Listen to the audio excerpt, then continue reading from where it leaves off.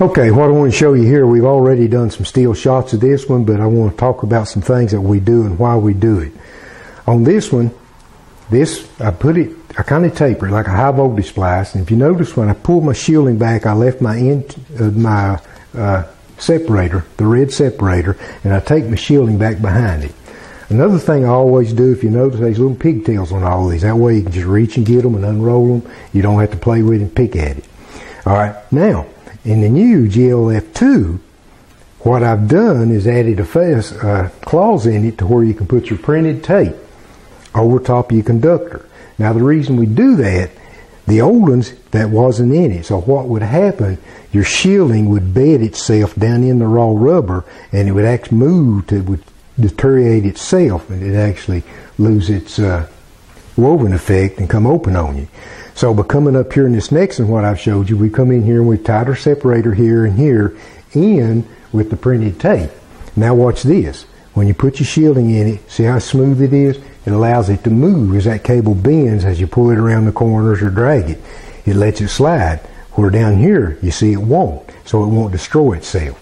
Then the other thing, you see, you just tie your separator together. And what I want to do now is show you a way I've come up with in putting this together. See, I leave enough shielding so it'll pull right back up over the edge. I try to leave quite a bit. And see, we're leaving that little pigtail, you can always reach and get a hold of it. Alright, now see, I've got the shielding pulled up here, and it's actually starting to go up on the taper. What you want to do is take your shielding.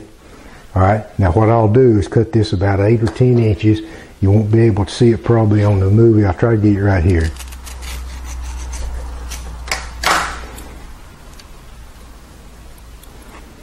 Just like you're going to tie your shoes. And what you want to do is get you a couple fine wires so you can work with it. Alright, now what I normally do is just come right in here, loop it one time, work it down good, go under it, loop it again, bring it back up, same thing on top, and I'll put me a square knot in it.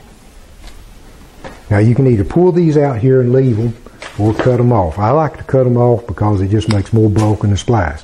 And by having a square knot in it, you see, it can't get loose. Alright, then I take my shielding,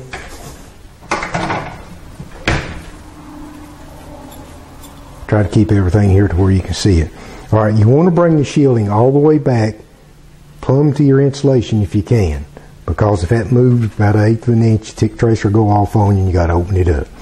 Alright, now see, I've got my knot up here. I'm all the way back on it. I'm pulling it down nice and tight. And then this 2-inch braid lets you overlap it by 1 inch. And so by overlapping at least 1 inch, you don't have to worry about it ever sliding apart on you. Pull it nice and snug. And there again, you can see how it slides on your printed tape. When you get out the shielding on the other end, just pull it up tight, go down over it, get you 2 or 3 layers. Then again, you just take your blade,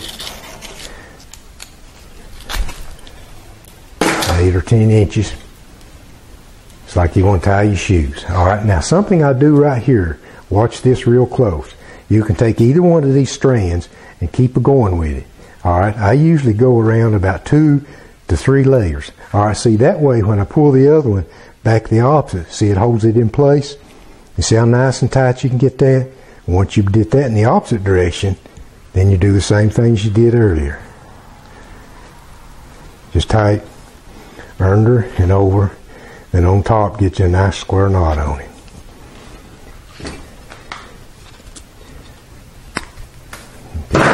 Now you see that? We've got a nice taper in there where the connector is. Now what I want to do is show you putting the connectors on.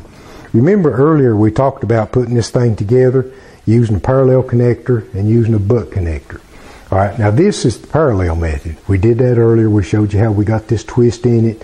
But see, you got 2 in here. See the difference in the size of the 2 of them? So what I want to show you is why we've gone to this one. Everybody uses this in a 2300 volt, but very few people use it on the 995. Alright, now I want to show you something getting this thing ready.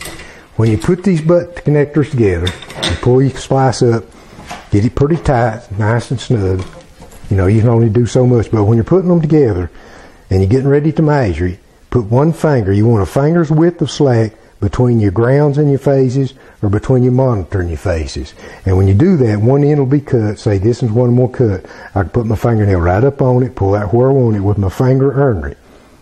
See, that's how much slack you want. Then you cut it and put it together. All right, now watch what happens when you put your twist back in it. If you get it too short, it's going to pull down between your phases, and if you get it too long, it's going to lay up on it. But all right, now see, you can only get so much in the mines. Now I realize that, but the cable people say that if you don't put it back, you can lose as much as 25% of your strength. All right, now look how that lays down in there. See how your monitor just fits between the two. See how this fits right down in it. Then when you tape it up, everything is in its order. Now one thing I wanted to show you, we talked about earlier when we talked about turning the printed tape upside down before we put this on. You see how it lets it move? All right, what you want to do is put it back like the factory. Now look at this inside. You see it looks just like a snake skin. You see the snake skin here? You can see your pilot wire here, how slick it is. See your ground wire over here? That's what you want to come up with. You want to put this thing back as close to the factory as you can. So by taking your 2221, your line is high voltage now, and putting over it, I always start with keep the tacky side up and the smooth side down. You get basically the same effect. But what happens, you can probably see it if the camera pick up on it. You'll get the same effect on the inside of that tape. You see a little bit right there? Same effect that you get right here. And after it wears a while, it's identical. It just isn't as drastic. You can still get back into it if you want to cut it open, just like you did this one here. When you cut down to it, you just follow your monitor all the way around, and it'll open up. Actually, it'll open up a little bit easier in the factory, and you don't have any printed tape in it. And again, according to 75604, you have to follow the manufacturer's recommendations. So if you don't do that, you can actually end up with a violation. I think that's pretty much all I want to show you on this one. We've already tapered the ends. I showed you how to clean it back, how to put your material on it, and make sure you clean it and rough it.